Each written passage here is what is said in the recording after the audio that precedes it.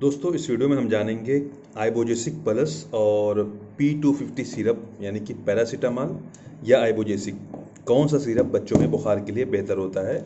आपने देखा होगा कि कभी आप डॉक्टर के पास जाते हैं या कभी डॉक्टर्स अपने पेशेंट को पैरासीटामॉल का सिरप देते हैं, कभी आइबोजेसिक या आइबोप्रोफेन और पैरासीटामॉल दोनों कंबाइन करके देते हैं। तो किस कंडीशन में हम पैरासीटामॉल का इस्तेमाल कर सकते हैं प्लेन, और किस कंडीशन में हम इसका सिरप इस्तेमाल कर सकते हैं, क्या दोनों का फ़ायदा है, क्या साइड इफ़ेक्ट है, क्या नुकसान है, मैं डिटेल इस वीडियो में बात करूंगा। दोस्तों आगे बढ़ने से पहले मैं आपसे एक रिक्वेस्ट करूंगा कि अगर आप हमारे चैनल पर नए हैं, पहली बार अगर आप हमारे चैनल पर विजिट कर रहे हैं और अगर आपने हमारे चैनल को सब्सक्राइब नहीं किया है तो सब्सक्राइब कर लें ताकि आगे आने वाली वीडियोज़ आपको मिलती रहें। तो सबसे पहले आप देखिए सबसे पहले मैं पैरासीटामॉल के बारे में बात करूं। बहुत सारे मेरे वीडियोस PCM पे हैं, लेकिन एक बार फिर मैं आपको बताना चाहूँगा कि ये P250 सिरप है। आमतौर से ये 2 साल से ऊपर के बच्चों में दिया जाता है, लेकिन अगर आप चाहें तो 1 साल से कम बच्चों में भी दे सकते हैं डॉक्टर की सलाह के बाद, या अगर आप मेडिकल स्टूडेंट हैं, डॉक्टर हैं, जनरल प्रैक्टिस करते हैं तो आप ये 1 साल से कम बच्चों में भी या 1 साल के बच्चों में भी इस्तेमाल कर सकते हैं। लेकिन सही डोज उसका क्या होगा ये आपको जानना पड़ेगा। उसी तरीके से आइबोजेसिक आमतौर से 1 साल से कम बच्चों में नहीं दिया जाता है। आमतौर से डॉक्टर्स को अवॉइड करते हैं, लेकिन अगर कभी कभी बुखार ज़्यादा है, नहीं कम हो रहा है, तो आमतौर से दिया भी जाता है। बड़े बच्चों में इसको 1 साल या 2 साल के बच्चों में आमतौर से इसका इस्तेमाल किया जाता है, लेकिन first line of treatment of fever ये पैरासीटामॉल है बच्चों में।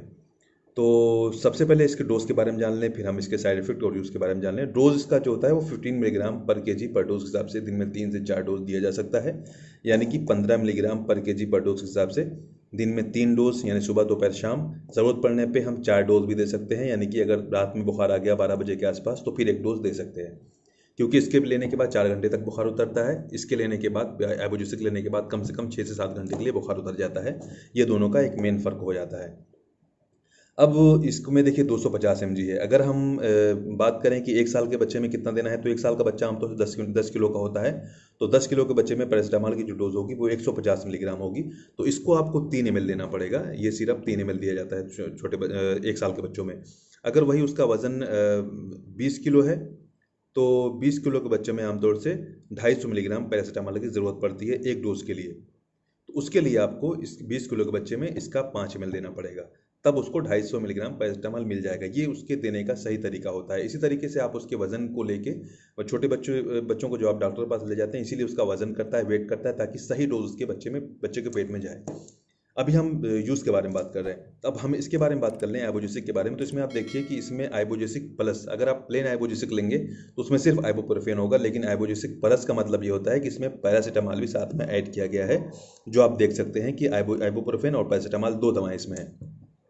तो इस अगर हम पैरासीटामॉल ऐड कर देते हैं तो उसका जो इफेक्ट होता है, जो का एक्शन होता है, वो थोड़ा सा और स्ट्रांग हो जाता है और अच्छा हो जाता है। तो इसका इस्तेमाल जो आमतौर से होता है वो 1 साल से ऊपर के बच्चों में किया जाता है। शेड्यूल एज ड्रग है, बगैर डॉक्टर की सलाह के आपको नहीं इस्तेमाल करना है। इसके लेने के बाद जो बुखार है, कितना भी तेज़ बुखार होता है वो आमतौर से कम हो जाता है, दर्द कम हो जाता है। लेकिन इसके लेने के बाद थोड़ा सा गैस्ट्राइटिस की शिकायत हो सकती है, पेट में जलन हो सकती है, भारीपन हो सकता है, या ऐसी कंडीशन हो सकती है। इसीलिए छोटे बच्चों में आमतौर से डॉक्टर इसको अवॉइड करते हैं। इसका जो डोज होता है वो आइबुप्रोफेन का जो डोज होता है वो 10 मिलीग्राम पर केजी पर डोज के हिसाब से चलता है, यानी 10 मिलीग्राम पर केजी पर डोज के हिसाब से।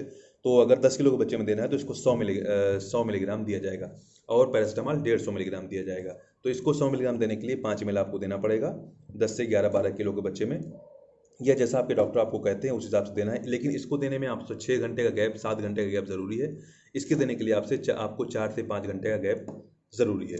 तो अगर हम इसके कुछ यूज़ पे हमने बात कर ली, बुखार और दर्द में इसका इस्तेमाल होता है। अगर हम इसके साइड इफेक्ट के बारे में बात कर लें तो इसका जो देखिए इसमें लिखा हुआ है कि taking more than daily dose of paracetamol may cause serious liver damage or allergic reaction, for example swelling of the face, mouth and throat, difficulty of breathing, itching or rash।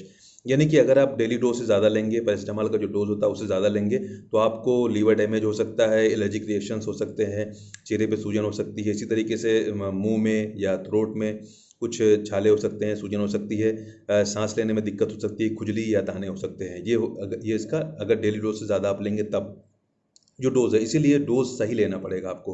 अगर हम आइबुप्रोफेन की बात करें तो उसमें ब्रांकोस्पाज्म यानी कि जो सांस की नली है उसमें थोड़ा सा तंगी हो सकती है, नर्विंग हो सकती है, सांस लेने में दिक्कत हो सकती है, अस्थमा हो सकता है किसी बच्चे में।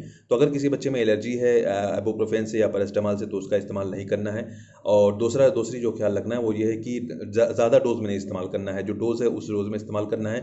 और तीसरी चीज़ ये है कि अपने डॉक्टर की सलाह के बाद ही इस्तेमाल करना है, बगैर डॉक्टर की सलाह के आपको बिल्कुल भी इस्तेमाल नहीं करना है। दोस्तों ये रही जानकारी आइबोजेसिक प्लस और P250 के बारे में। आप हमें ज़रूर बताएं कि आपको ये वीडियो कैसा लगा। अगर आपको वीडियो पसंद आए इस वीडियो को लाइक करें, चैनल को ज़रूर सब्सक्राइब करें। Thanks lot, thanks for watching this video.